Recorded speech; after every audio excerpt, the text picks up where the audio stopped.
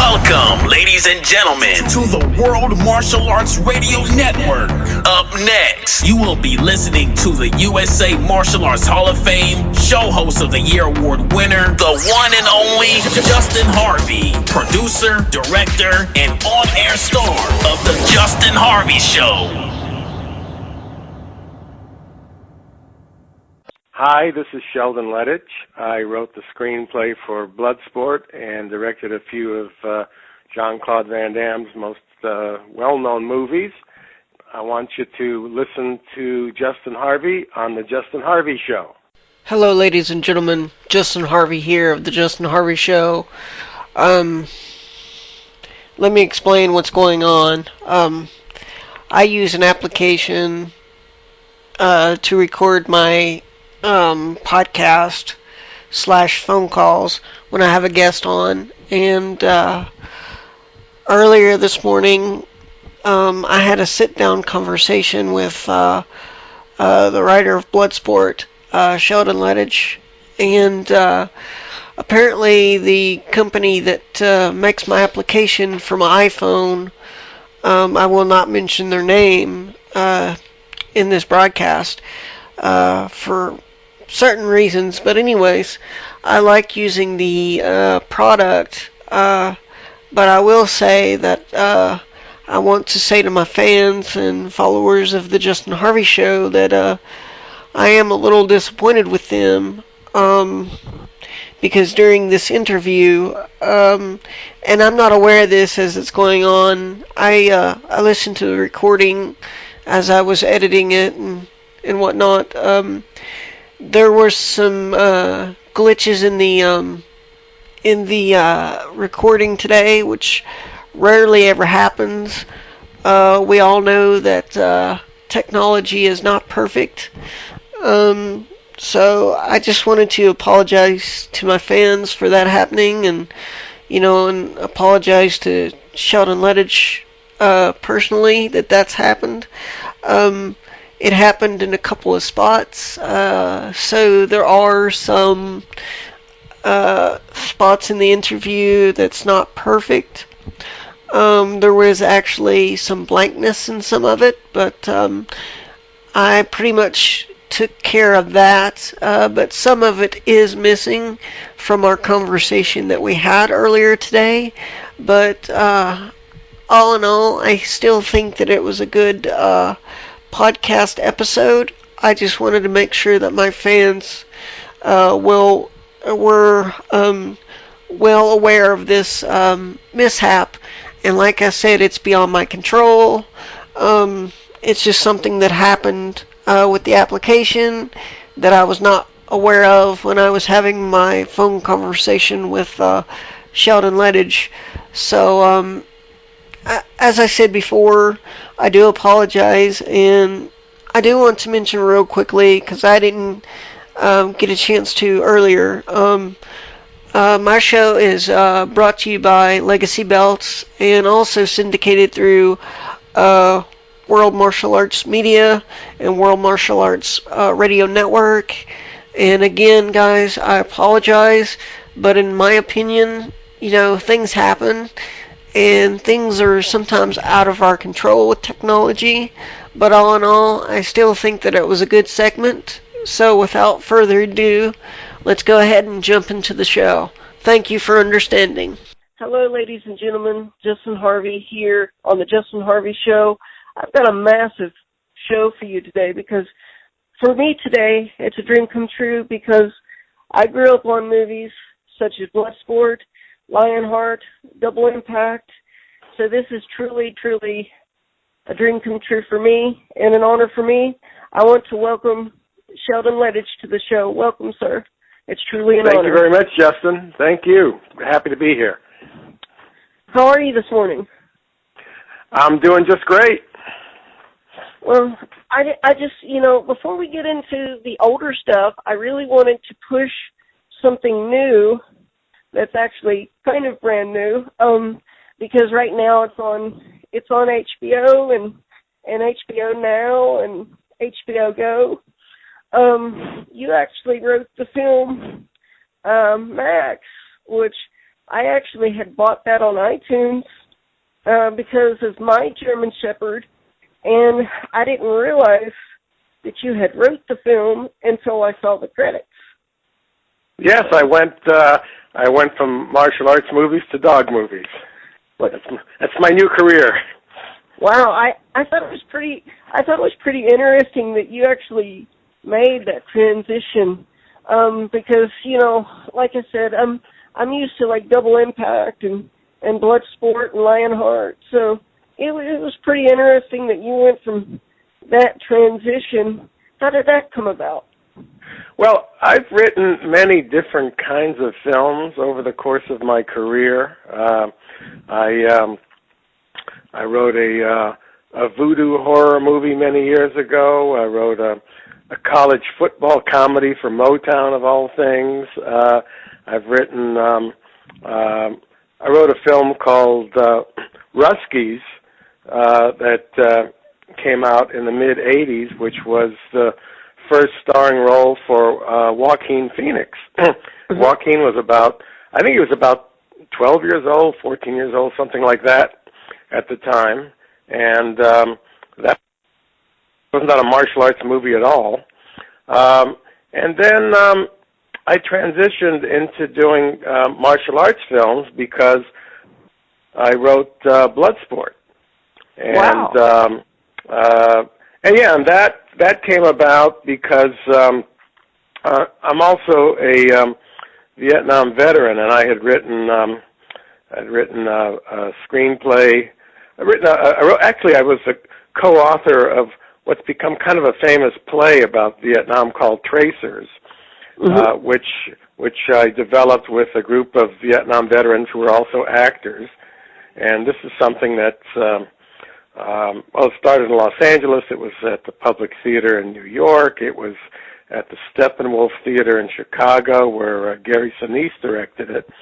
I think it's one. I think that might have been one major factor that got Gary Sinise so interested in veterans affairs, because he's a big supporter of anything having to do with veterans. But moving beyond that, got me introduced to this guy named Frank Dukes. And Frank had spent a little bit of time in the Marine Corps. Actually, according to his discharge paper, which I've seen, he spent about 4 months in the Marine Corps Reserve.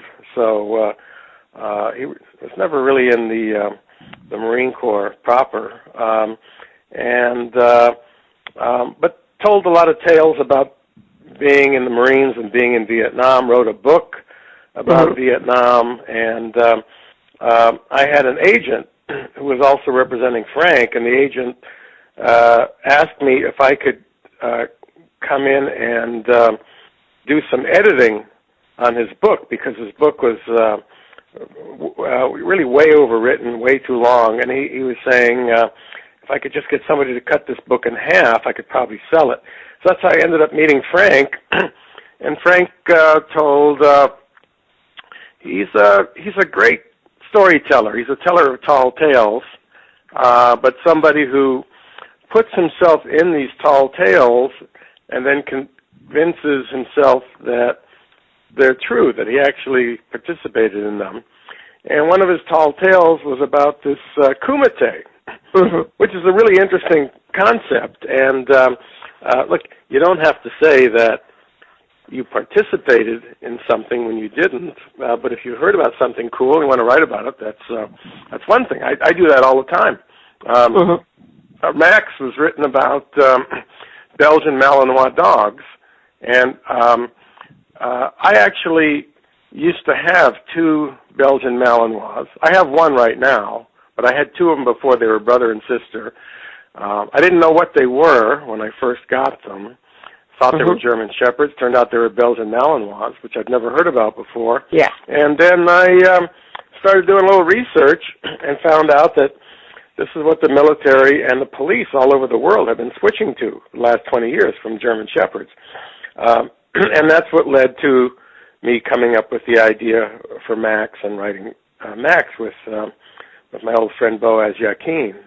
But the point I'm trying to make is just because I had a couple of Belgian Malinois doesn't mean that I'm going to start telling people, well, they were actually bomb-sniffing dogs in Afghanistan, and when I brought them back here, they helped me bring down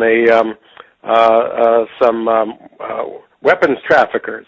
And I went on this big adventure with them, and basically telling the story of Max, putting myself and my dogs in it, and saying it's all true. Well, that's not what I did. That's I had the dogs, but we made up this whole story about and based on true events. But you see, Frank would hear about something, like he heard this about the Kumite. I'm not sure where he heard it. But then he put himself into it. He basically said, oh, yeah, I participated in the Kumite, and actually I won the Kumite, and I fought all these various opponents, and I had the world's fastest kick, and all kinds of other statistics, all of which were made up, and he maintained they were true. Anyways, that's how I ended up getting involved with Bloodsport, because Frank was telling me about it, told me that, and this is not pitching a screenplay. This is basically saying, oh, I did this stuff. I participated in the Kumite, and it was very bloody, so the nickname for it was Bloodsport. And when I heard that name, it was like bells started ringing and fireworks were going off. And I said, wow, that's a great title for a movie. Yeah. In fact, everything you've just been telling me about the Kumite, that's a great idea for a movie, too. And a number of months later, when we never sat down and wrote this, I was saying this is a great idea for a script, but didn't actually do any writing on it because I had lots of other things going on. But I met this guy named Mark DeSalle, who at the time, I'm not saying this to disparage him, but he was producing porno movies at the time. This is back in the day when, porno movies were made and people went to theaters to see them. Nowadays it's all over the internet. But Mark was, so he had some experience getting little movies produced, and he heard that I was a writer, and we met at some post-production facility where he was editing some of his films, and took me to lunch and said, look, martial arts films, well, any kind of film, they come in cycles. There's like a cycle of science fiction, cycle of cowboy movies, war movies. Martial arts movies have kind of gone out of fashion, but I think they're going to come back. Somebody needs to bring them back, and I've got an idea for a movie that I'd like you to write, and it's called Kickboxer.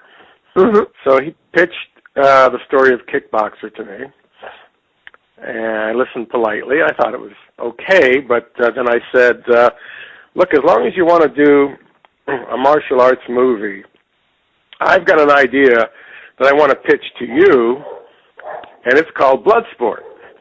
Well, he just loved the whole idea of Bloodsport, loved the title, and I told him, look, the guy who told me about this Kumite, his name's Frank Dukes, and he says he actually participated in it, and I can introduce you to him.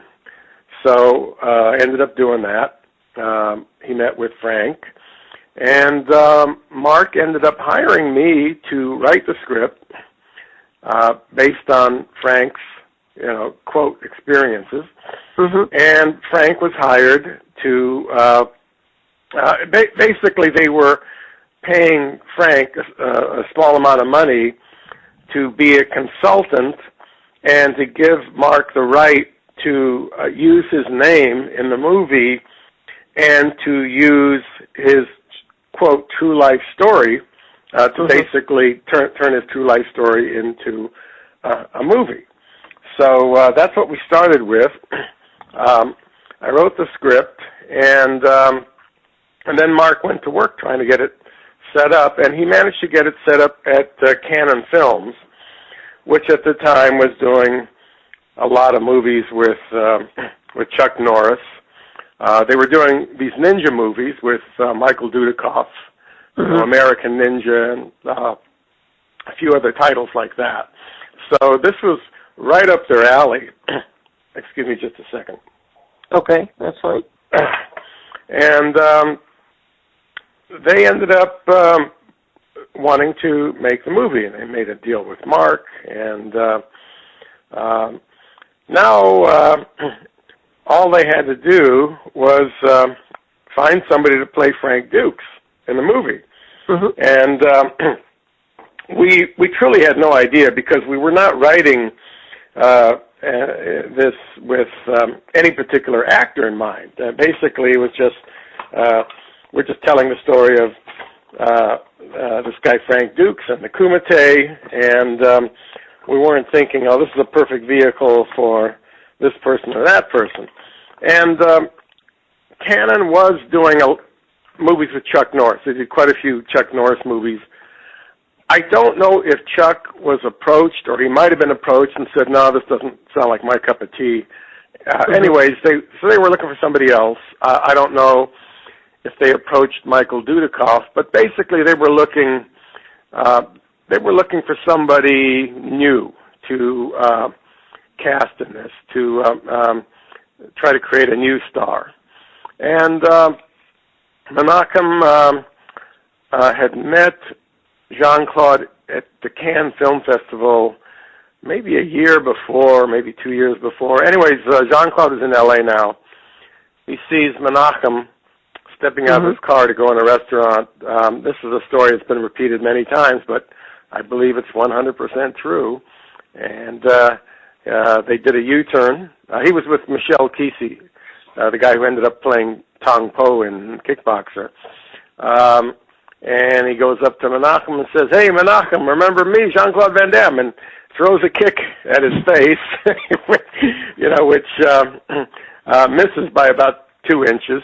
He used to do that a lot back then. He did that to me. He did that to everybody. That was that was like his way of shaking hands. And Menachem tells Jean-Claude, come to my office tomorrow morning. I have a script for you. They just happened to be looking for somebody to star in Bloodsport. And that's pretty much how that came about. Jean-Claude was in a movie at the time. It had just opened, or was just about to open. He played the villain in this movie called No Retreat, No Surrender. Yeah. And so Mark DeSalle tells me and Frank, hey, Menachem thinks he's found a guy to star in the movie.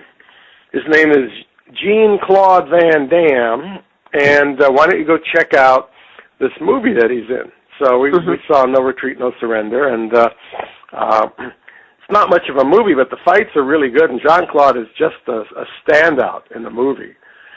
So, we both gave our enthusiastic thumbs up. Next thing I know, they're on their way to Hong Kong to start shooting the movie. Wow, that's amazing. And Sheldon, I've been watching Bloodsport. The first time I ever saw Bloodsport, I was actually 3 years old. So I know the film inside and out, believe it or not. I can even watch it in another language and know what's going on. So, I have met a few people over the course of the years who have seen that movie, who tell me they have seen that movie 100 times. I'm not talking 2, 3, or 4. I'm talking about quite a few people who have seen that movie 100 times. So, I guess I'm going to add you to the list. Oh yeah, definitely. And I just wanted to comment and say that I did meet Frank a few years ago, and when I met Frank and started talking with him, he said to me, you know more about Bloodsport than I do. I'm sure you know more about Bloodsport than I do, except when it comes to the origins of how that movie came together. Frank likes to tell a different story. He basically likes to say that he did everything and he wrote everything, and it's just part of personality to fabricate and exaggerate, and that creates problems for me and Jean-Claude sometimes. We have to deal with countering that. But that's pretty much the straight story of how the movie came together, and I pretty much that's my story, and I'm sticking to it. Okay. Awesome. Let's move on, because my next thing that I want to talk about, because to me I really loved this film because it was realistic street fights. How did you end up doing Lionheart? Because it's one of my personal favorites. Well, thank you very much. Well, that's the first feature film that I directed, so that, to me, that's a real compliment that you feel that film turned out so well. And a lot of people that really, really love that movie. Mm-hmm. And that was a story that Jean-Claude and I concocted. He at the time, after he made Bloodsport, Cannon Films did not want to release it because Menachem thought it was a terrible movie. He thought Jean-Claude was terrible. So there was a period of a couple of years where it just sat on the shelf. But there were other producers who had seen No Retreat, No Surrender that wanted to work with Jean-Claude, and one of them was Sunil Shah. So Sunil wanted to do a movie with him, and Jean-Claude came up with pretty much the basic plot line of the movie. And then he and I went to this restaurant on Sunset Boulevard, which at the time was called Ben Frank's, and we sat there for 3 hours just coming up with all kinds of ideas for this story. And then he pitched it to Sunil and got it set up, and I got hired to write the screenplay. And wow. I must say, Sunil gave us quite a bit of freedom on that film because in so many cases, producers force you to do rewrites and want you to change your script and change all kinds of elements. And Sunil pretty much let us make the movie that we wanted to make. And part of that was,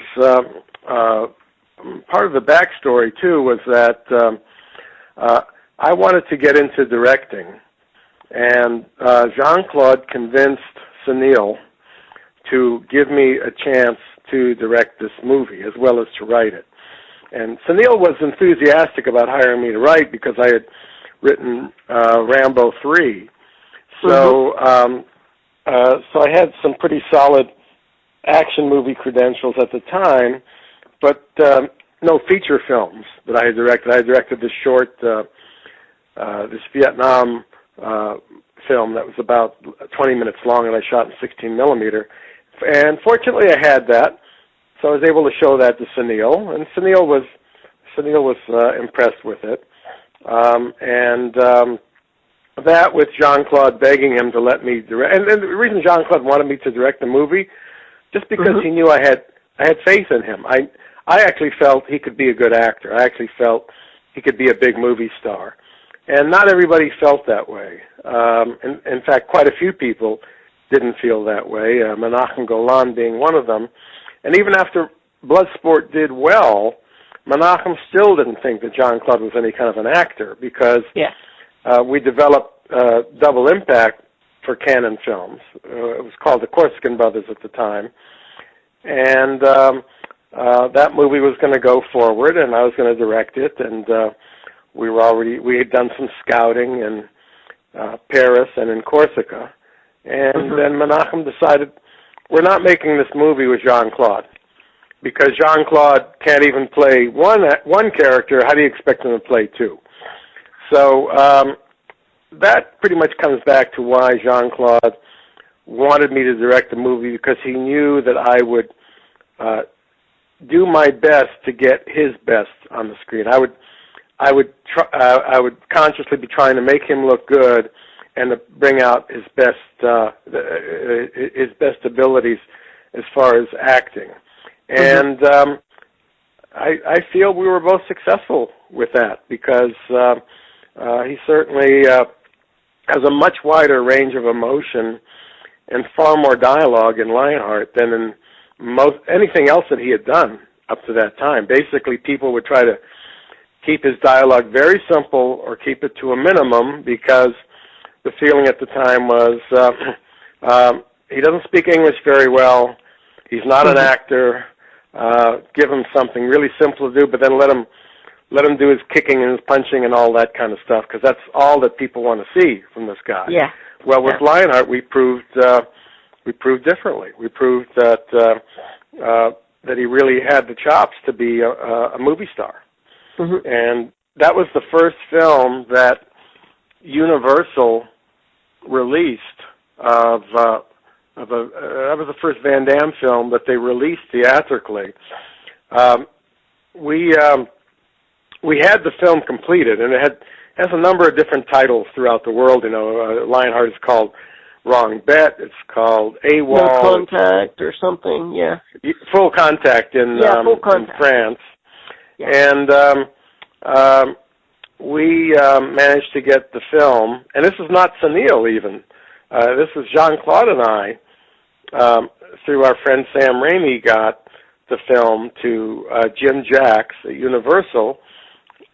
Jim saw the film, and Jim is the one who actually brought the movie to the attention of Universal and got it released by Universal. That was Jean-Claude's first studio release, and he got their interest at Universal, ended up doing a number of other movies for Universal afterwards. That was the first one. You know, he ended up doing Hard Target and Time Cop, and there were a few others that were Universal releases also. In fact, I believe The Quest was released by Universal. But that was that was his first taste of working with a big American studio.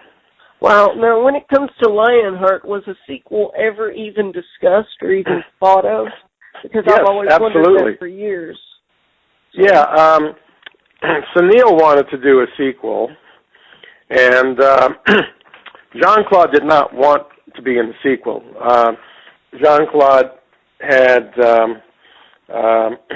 he had a less than stellar opinion of working with Sunil and his brothers, and he didn't want to be in the sequel.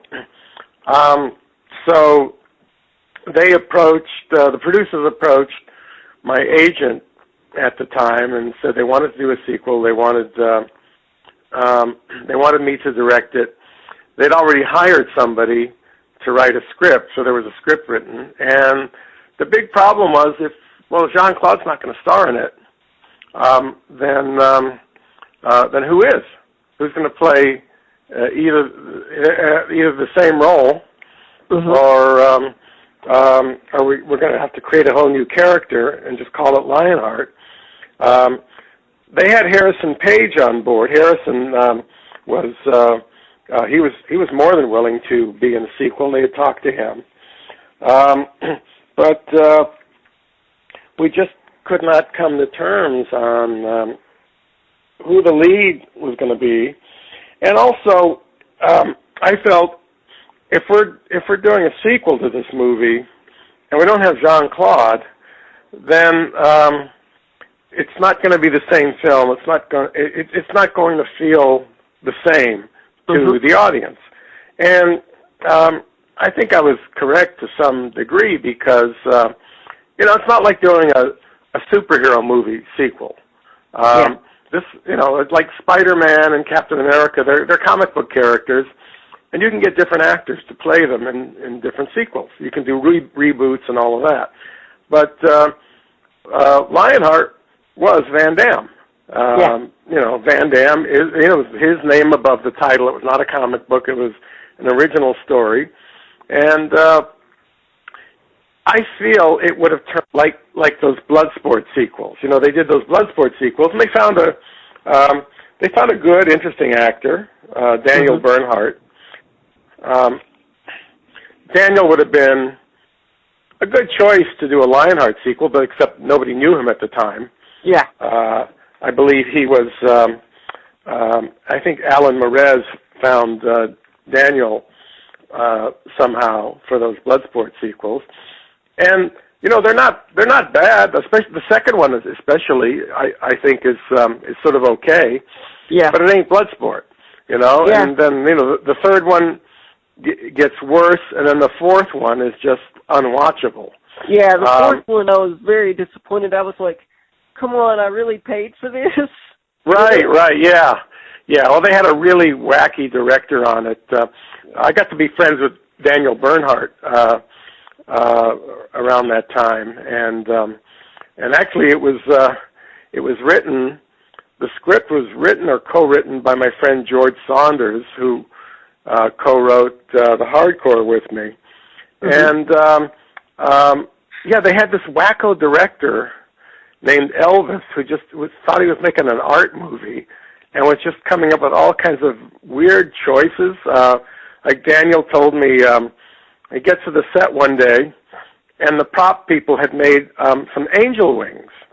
And the director, and Elvis says, put these on, Daniel. You're going to be wearing these in all your scenes today. And, Daniel's completely perplexed. Angel wings. Can you please explain the angel wings to me? And I think Elvis had some kind of a bizarre explanation. Anyways, Daniel didn't buy it, and he basically said, Elvis, I'm not wearing the angel wings, okay? Wow. We're going to shoot. We're going to shoot today, but I'm not shooting the angel wings. And Elvis, he was pouting about it all day, and Daniel said he actually put the angel wings on himself and just directed the movie the rest of that day wearing the angel wings. So that just gives you an idea of just how much worse Bloodsport 4 could have been, okay? Yeah, seriously, because like I said, I've been a loyal fan for years, and I'm like, I can't believe I actually bought this. I mean, I had high expectations, but they just kept getting worse, and I'm like, oh, geez. Right. Well, coming back to a Lionheart sequel, that's the kind of thing that could have happened with those Lionheart sequels. Yeah.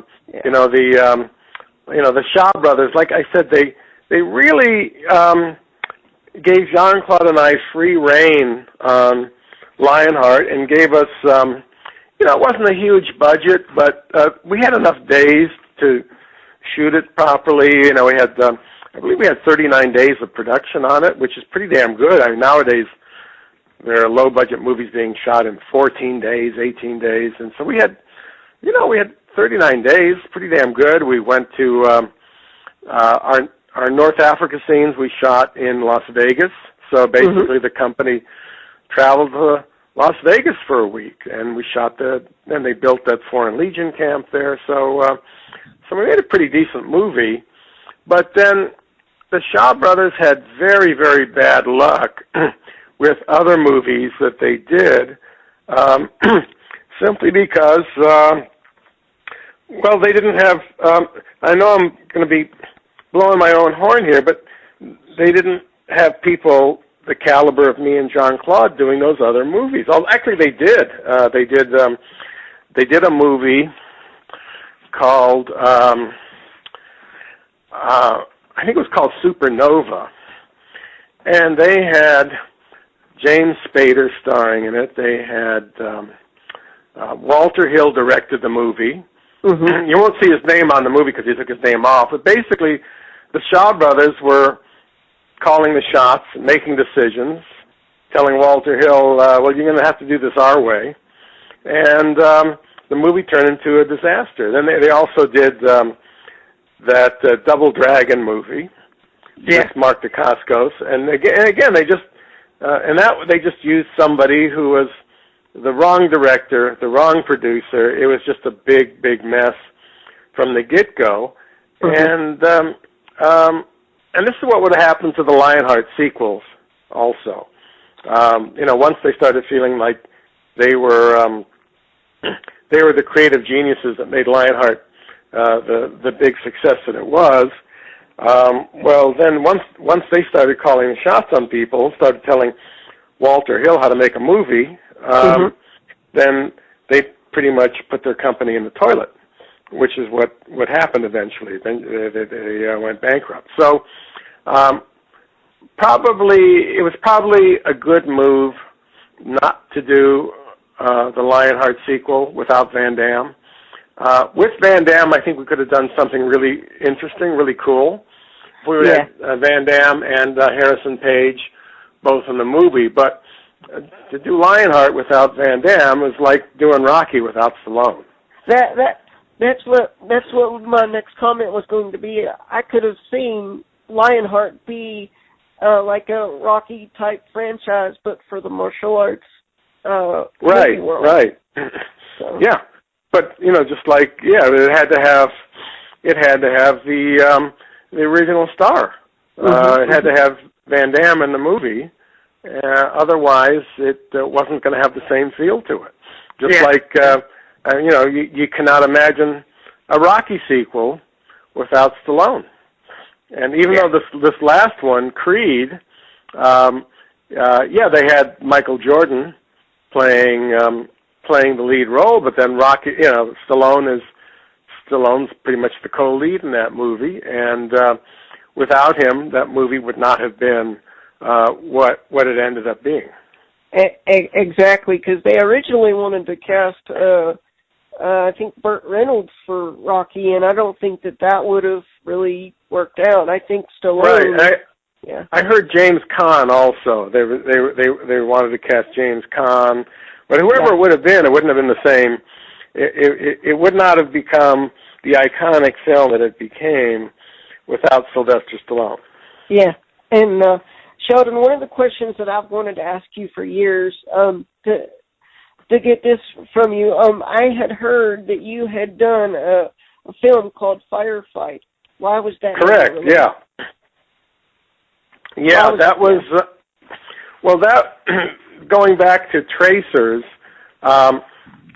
Firefight was a script I developed from a scene that I wrote for Tracers that ended up not being used just because it was just a really too big and unwieldy and too prop dependent to do on the stage. So it was decided not to do it, but it was a scene that I wrote completely on my own, independently. So I turned it into a little screenplay and decided, well, I'm going to make this movie. 'Cause I think it's a really cool story. And I ended up raising a little bit of money to make it. Frank Dukes ended up playing one of the lead characters in it. So got to see what his acting abilities and his screen presence were like. And then I cast a few other people who went on to do some really great things in the business. It was Brian Thompson's first movie. And Brian went on to, he's been in 3 of my movies, but he was also the villain in Cobra, and he's been killed by all the big action stars. He's been killed by Stallone and Schwarzenegger and Van Damme. And so Brian was in it, and we had Philip Rhee. Very good. Philip Rhee and Simon Rhee were in it. Number of other young actors, most of whom really didn't go on to have any kind of big careers. One of the stunt guys was a guy named Jeff Haberstad, who ended up becoming kind of a big shot stunt coordinator. So I think that was the first time he'd ever worked on a movie doing stunts. I could be wrong; he might have done some other stuff before then, but it's a cool little movie. I don't really let people see it anymore, just because it was. We shot it on 16 millimeter. I blew it up to 35, and if anything, it was just it just served as an entry point for me to start directing movies in the business. I tried watching it about a year ago with Brian Thompson. He was just curious to see it again, and it doesn't hold up, and there's really a lot of things don't like about it. So I just don't want to show it. But that little movie is what got me. You know, Jean-Claude saw it, and he thought it proved that I had the chops to direct a feature. And Sam Raimi also saw it and liked it, and Sam ended up showing it to Dino De Laurentiis, and I ended up having a directing deal at Dino De Laurentiis' company to do a movie that was going to star Jean-Claude and was going to be produced by Sam Raimi and Rob Tapert. So that all sounds. And it was co-written by me and Chuck Farr, and Chuck is the guy who went on to write Darkman and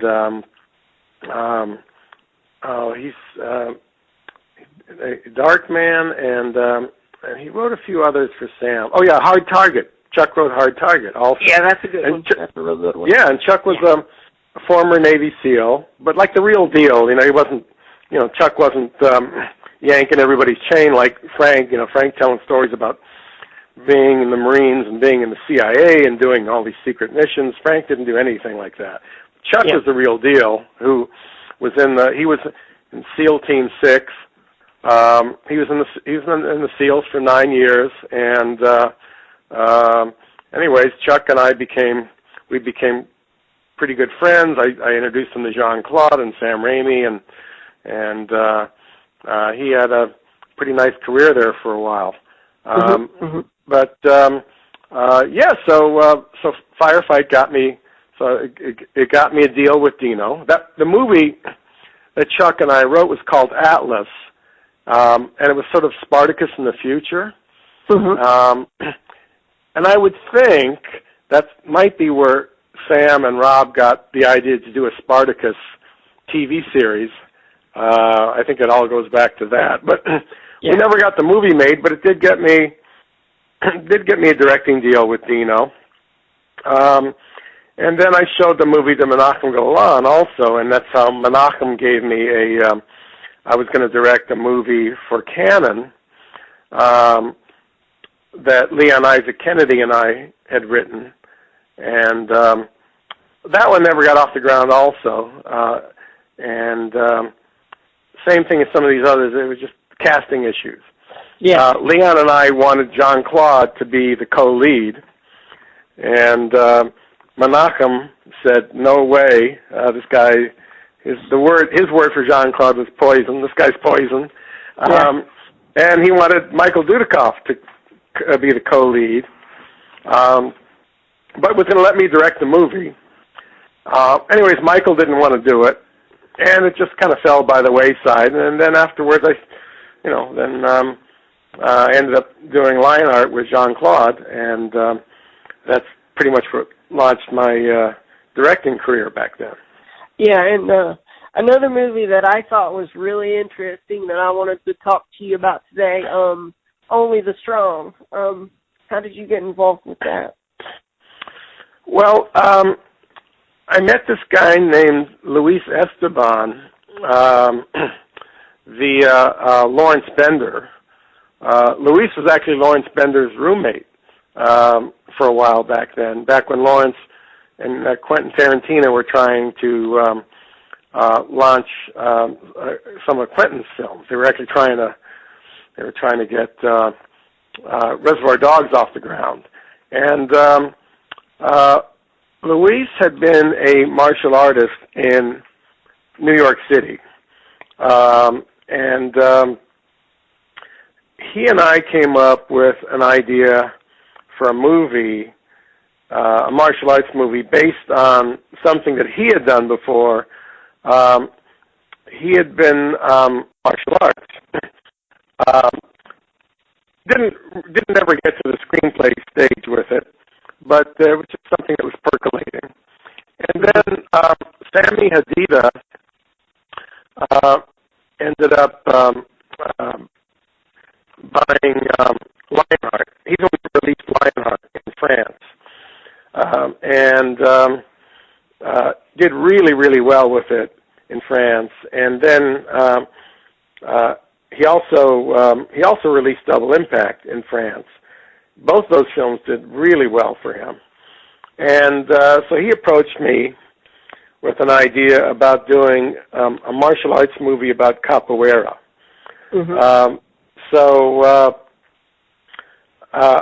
I went to Luis and I said, "Hey, can we adapt our story about these high school kids so that the martial art at the center of it is capoeira rather than karate?" And we found that would be quite easy to do, so we ended up pitching that to Sammy, and Sammy hired me to write the screenplay. Mm-hmm. Wow. I thought and then there was a matter of getting a star for that one too, and we ended up putting Mark Dacascos in it, and that was his first starring role, and that was a bit of a struggle because the producers did not want Mark to star in the movie. They wanted somebody with more of a name, and my point to them was, let's create a name rather than finding somebody else out there who's not adept at doing this kind of stuff. And I thought Mark had a lot of talent. I thought his acting was terrific, and his acrobatics were amazing, and he'd already been taking some capoeira classes. Independently of what we were doing. So, so we shot a screen test, and the people at 20th Century Fox liked it, and they thought maybe Mark could be their next Brandon Lee. Mm-hmm. Wow, that's amazing. And Sheldon, I wanted to say too, I wanted to ask you too. This will be one of my final questions because I don't want to keep you too long, and and basically I want to thank you for joining me today as well. It's really been a pleasure and a dream come true and everything. So you're very welcome. But one of my final questions for you, and please tell John Claude I'm a fan too. So, is will we be seeing a Max 2 possibly? Well, could you repeat the question? Yes, sir. Is it possible that we might see a Max 2? Oh, they're making a Max 2. Oh, really? Yeah, but what they're doing with it is they're going straight to DVD with it. There's a whole subgenre of dog movies with Christmas themes and holiday themes that go straight to DVD. You can look some of these up and you'll see them. They don't open in the theaters. There's, like The Dog That Saved Christmas and The Dog That Saved Halloween and The Dog That Saved Summer Vacation. There's a whole slew of these, and they're all rated PG or even G. Successful dog movies, what they end up doing is rather than making a straight-out sequel, a theatrical sequel, unless even when the film does super well, like Marley and Me did huge business, but they ended up doing a straight-to-DVD sequel, which was called Marley: The Puppy Years, and it was just really insipid. They had Marley and his other dog buddies would talk. They had talking dogs, so they really kind of cheapened it and made it very juvenile. Yeah. But these movies apparently do well. Like there was Air Bud, and I can't remember if they made a theatrical sequel to Air Bud, but they have made a lot of sequels. The guy who wrote the original Air Bud is just called Air Bud Golden Receiver. And then there are a couple others, and then they came up with Air Buddies, I forget. I think it was it was Air Buddies, and then Air Buddies was like 6 Golden Retriever puppies, and they did one with a Halloween theme called Spooky Buddies.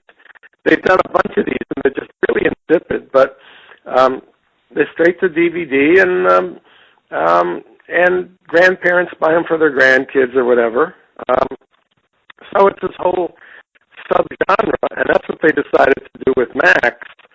Rather than making a proper theatrical sequel, they just last I heard they were doing two of them back to back, and it was not going to have. It's only going to have one of the original cast members because they keep these things kind of low budget. Yeah. So it's going to have the girl, Mia Gitali, who played the character Carmen. So Carmen's going to be in it, and Max is going to be in it. The dog who played Max, Carlos, he's going to be in it. But it's going to be a lot more kid-friendly. Max, even though he somehow managed to get a PG rating, Max is pretty hardcore. It's, like 3 people die in the movie. 2 Rottweilers die in the movie. It's got dog fights. It's a pretty rough film for PG nowadays, and people online have even commented that this is really too scary for 10-year-olds. Although kids, no matter what age, just love the movie, and it's really not all that intense. There's no blood. There's no. I think we got the PG just because there's no. There's no expletives in it. There's no sex in it. There's like this one kiss, and that's it. And otherwise, it's a pretty safe movie for kids. And we were very happily surprised that we got away with it because the studio. They were nervous. They were saying, "Well, you got to, can we not have people die?" Because we really want to get a PG rating for this. I got to hand it to my co-writer and the director Boaz, and he was just saying, "No way, this is it starts in Afghanistan, saying people have got to die." Wow. So Boaz he just stuck to his guns and shot our script. I mean, that's almost it's our spec script almost in its entirety. It's like 90% of it is our spec script that we wrote on our own and sold to the studio. But now they've got full control, so they're basically saying, okay, the next one's going to be like super PG. All right? It's going to be there's going to be no violence at all, or if there is any violence, it's going to be like cartoonish fun violence. So, anyways, Boaz and I we're not involved with the sequels, but as far as I know, I don't know how much progress they've made on the first one, but they were going to do 2 of them back to back. Wow. And one of my last questions is going to be unorthodox, Sheldon. But have you ever worked with any disabled actors? Because eventually I would love to get my story out there. And, maybe you would be one of the people to actually get my story out there. Well, the only disabled actors that I've worked with is in the hardcore. We had some scenes at the VA hospital in the hardcore, and so we had a few people that were amputees that we used as specialized extras in that one. But otherwise, no, that's not something that I have done before. Okay. And not saying I wouldn't be interested, but just something that I, as of yet, have not done. Okay, I was just curious because you've done it in your career, obviously, and with you doing Max and this new transition, I thought maybe you have done something like that. So.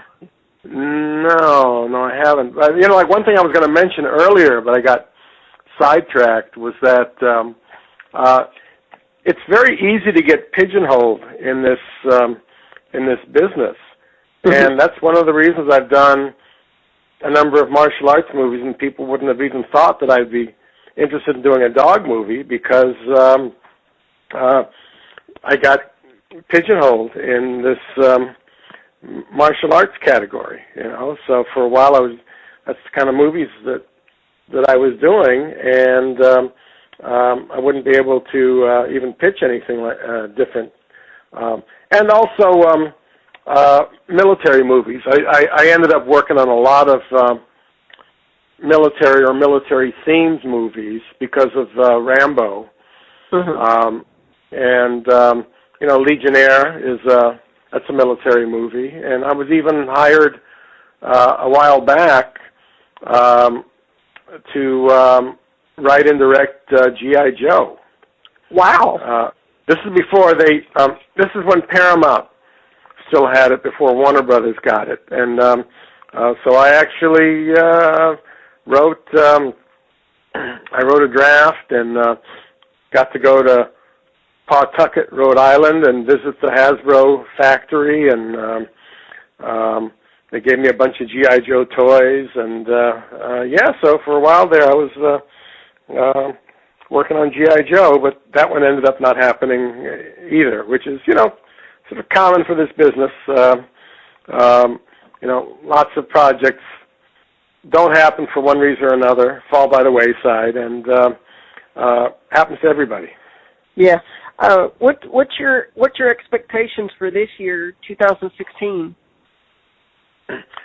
I've just gotten hired to write a new script, and again, it's something that's a little different, but a little bit the same. I'm writing about a Revolutionary War hero, the American Revolution. Mm-hmm. Somebody who was a very, very instrumental in the Continentals winning the war against the British, but who hasn't been heard about for many, many years. And so, again, it's a war movie. It's got some battle scenes. It's got lots of other stuff in it, but politics and interpersonal relationships. But it takes place during the Revolutionary War, and it's about a real person. It's not like, they did that series called Turn recently. That was all fictional. Mm-hmm. This is about somebody who really existed. There's books about him, documents, and so I'm about to start working on that. Wow, amazing. And Sheldon, I wanted to give you the opportunity to give my audience and myself some final thoughts, because I don't want to keep you any longer, because I know that you're a very, very, very busy man, and I hope that we can have you back on in the future whenever you have some future movies to promote. I would be willing to help out with that as well. So. Well, I hope there's a good reason for me to be back then. So we will see. But no parting words really. Just thank you very much for being a fan and for getting in touch with me. And it was really a pleasure to talk to you about all these various exploits over the course of many, many years. Oh, it's my pleasure. Are you kidding me? I'm like a little kid in a candy store. I've wanted to speak to you for years. So. Well, here we are. So anyways, good luck to you, Justin, and hopefully we'll be talking again sometime in the near future. Absolutely, sir. Thank you very much.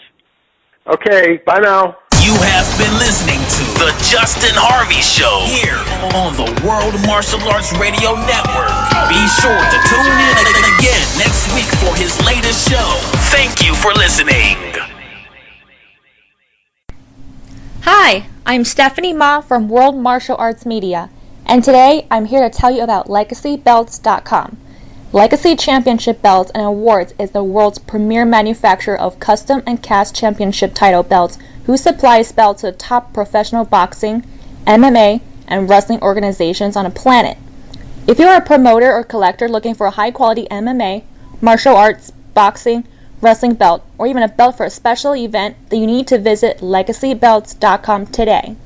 Be sure to like us at www.facebook.com/LegacyBelts. Hi, Stephanie Ma here again with a special report from World Martial Arts Media about LegacyFightGear.com. Legacy Fight Gear is the official supplier to the world's oldest and most respected martial arts organizations. They have been manufacturing high-quality, affordable products for over 30 years. Visit their new online catalog at legacyfightgear.com today. School owners who want to raise money for their teams can register to get a wholesale account and become a distributor for legacyfightgear.com. Don't forget to like our official page at www.facebook.com/legacyfightgear.